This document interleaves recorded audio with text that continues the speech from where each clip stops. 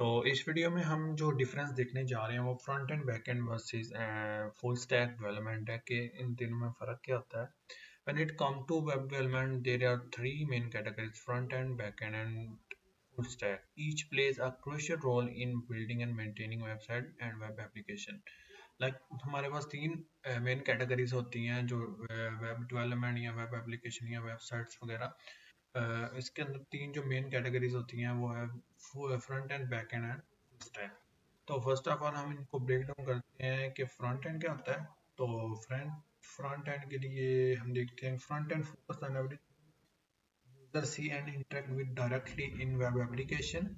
जो हम web application के अंदर जो सामने देख रहे होते हैं, लाइक जो यूआई होता है जिसके साथ यूजर इंटरेक्ट कर रहा होता है उसको फ्रंट एंड कहते हैं। It deal with designing and implementing the user interface UI and ensuring smooth user experience. Like ये जो हमें यूआई नजर आ रहा होता है उसको डिजाइन करने और उसको इम्प्लीमेंट करने जो रिक्वायर किया जाता है वो यूआई क्रिएट करने और यूजर एक्सपीरियंस स्मूथ बनाने के लिए फ्रंट एंड डेवलपमेंट यूज होती है। ये क्लाइंट साइड होती है जो क्लाइंट को सामने नजर आती है। लाइक जब आप एक ब्राउजर ऑन करते हैं तो आपको जो सामने नजर आ रहा होता है उसको फ्रंट एंड कहते हैं। तो जो आप कोई कमांड वगैरह देते हो जो उसके पीछे वर्किंग हो रही होती है उसको बैक एंड कहते हैं। ये आगे साथ साथ इसकी जो एग्जांपल देखेंगे। Technology used in front-end development: HTML, hypertext markup language, the backbone of web pages defining their structure। ये आपको मैंने previous videos में बताया होगा कि HTML जो एक ब्राउजर है वो जो कोई भी पेज है उसको जब रेंडर करता है तो HTML, CSS, JavaScript के अंदर करता है। इधर वो कोई सा भी फ्रेमवर्क यूज हुआ MUI हुआ हो जो एक फ्रंट एंड है, Vue.js, Angular जो भी हो, उनको सिंपल HTML CSS में चेंज कर सॉरी वो सिंपल जो भी पेजेस होते हैं वेब पेजेस उनको सिंपल HTML CSS और जावास्क्रिप्ट के अंदर वो चेंज करता है फ्रंट एंड पे। कोई भी ब्राउजर, ठीक है। तो हाइपर टेक्स्ट HTML जो एक है वो बैकबोन है web pages defining there structure. कोई भी वेब पेज हो उसका स्ट्रक्चर डिफाइन के लिए HTML यूज होते हैं, उसके टैग्स वगैरह यूज होते हैं। आप प्लीज आप इससे familiar होंगे। CSS for styling and making web pages, like जो हम टैग्स वगैरह यूज करते हैं HTML के, कोई भी हेडिंग वगैरह होती हैं, पैराग्राफ्स होते हैं, टेबल्स होते हैं, उन सब एक स्टाइल देने के लिए उनको डिफरेंट मार्जिन के साथ बॉटम पैडिंग वगैरह के साथ उसको अलाइन करने के लिए जो यूज होती है वो एक cascading like CSS use होती है।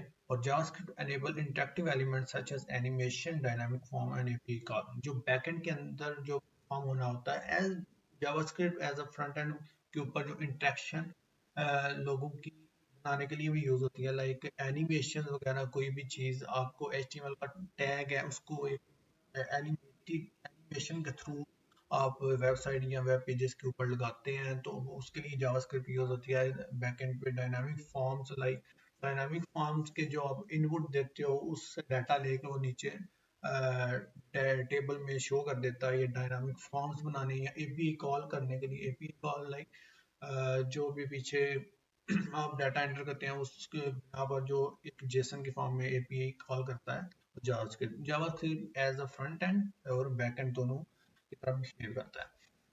Front end frameworks and libraries like React.js, popular JavaScript library for building fast and stable user interface। ये कंपोनेंट बेस्ड होते हैं, छोटे छोटे कंपोनेंट्स होते हैं। इसमें भी HTML वगैरह CSS यूज होते हैं लेकिन इसमें कंपोनेंट्स बना दिए जाते हैं। वो आप जब इसको पढ़ेंगे तो आपको ज़्यादा डिटेल्स इसका पता चलेगा। ये बहरहाल ये लाइब्रेरी का फ्रंट एंड की एंगुलर है, full fledged front end framework है। Vue.js light and easy to learn framework for building user interface।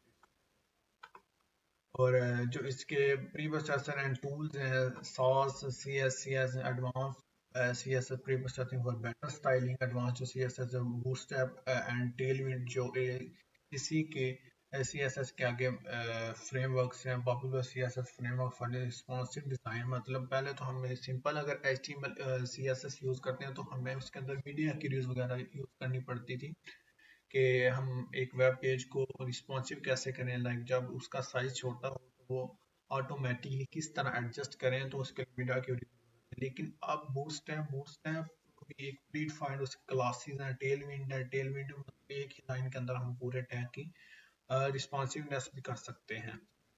ये आगे एडवांस्ड है CSS के, which who should I become a front end developer, someone who enjoy designing user interface experiences, animation and making website look great। मतलब वो user जो ये पसंद करते हैं कि वो डिजाइन करें किसी भी पेज को, एनिमेशन क्रिएट करें, वो वेबसाइट को बनाएं, तो वो as a front end developer work कर सकते हैं। वो फ्रंट एंड में इंटरेस्ट रखते हैं तो उसको सीख सकते हैं।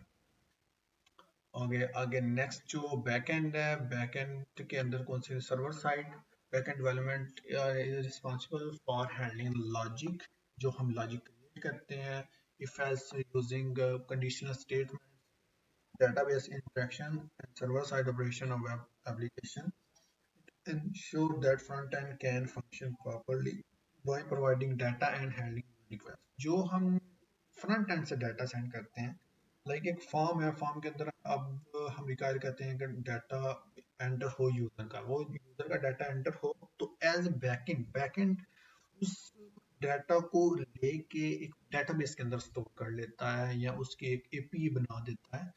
तो ये एज अ बैकएंड यूज होते हैं, सर्वर साइड डेवलपमेंट यूज होती है। Technology use in backend development programming language जो वेब एप्लीकेशन के अंदर नोड.js, पाइथन नोड.js के एज अ बैकएंड यूज होती है। जो पाइथन के आगे फ्रेमवर्क्स डिजांगो और फ्लास्क की लाइब्रेरी है वो भी यूज होती है। रूबी ऑन रेल्स इसका फ्रेमवर्क, PHP का फ्रेमवर्क आगे, लारावेल, ये सारे as a backend development use होते हैं सर्वर साइड रेंडरिंग के लिए। और इसके बाद full stack both front end back and, like अगर हम सिर्फ फ्रंट एंड करते हैं तो उसकी एक अलग सैलरी होगी, उसकी एक अलग स्कोप होगा। वो मार्केट पर डिपेंड करता है कि आपकी मार्केट क्या रिक्वायर करती है। लेकिन जहाँ जिधर फुल स्टैक हो, लेकिन जो टुडे मार्केट है वो mostly front end back and, जो फुल स्टैक डेवलपर है उसको प्रेफर करती है, उसको फ्रंट एंड और बैक एंड दोनों को अलग अलग सैलरी देनी पड़ती है, जिसकी वजह से वो तो उससे थोड़ी कम प्राइस के अंदर, उससे थोड़ी कम पे के अंदर वो फुल स्टैक डेवलपर हायर कर लेते हैं आज की मार्केट के अंदर। तो let's see the full stack developer होता कौन है, is the someone who work on both front end back end of an application. They have knowledge of client side UI UX and server side logic with database API authentic. वो दोनों काम को जानता है, UI UX मतलब वो front end को भी जानता है, बैक एंड को भी जानता है, कैसे कैसे वर्क करते हैं। तो जो मोस्टली ट्रेंडिंग डेवलपर्स हायरिंग हो रहे हैं वो full stack developer. Technology used in full stack development और मर्न mean Django plus React Vue and Ruby on Rails plus JavaScript, Spring Boot plus React Angular, ये इसकी टेक्नोलॉजीज है जो फुल स्टैक के अंदर यूज होती है। जो मर्न है जो सबसे ट्रेंडिंग पे है वो मर्न है, तो मर्न इधर यूज हो रही है as a trending web application framework। Who should become a full stack developer? Someone who want to build complete application from front end to back end and enjoy working on both design and logic। वो complete एक application बनाना हो जिसने front end को भी जानता हो, back and को भी, फ्रंट एंड स्किल को कैसे इंटरेक्ट करना है विद बैक एंड हो, एंजॉय करे दोनों डिजाइन और लॉजिक को, तो वो फुल स्टैक डेवलपिंग कर सकता है। आगे कंपैरिजन टेबल है ये, इसको आप स्टॉप करके तो ये देख सकते हैं कि फीचर फोकस किस किस के ऊपर है, तो ये आपके ऊपर डिपेंड करता है।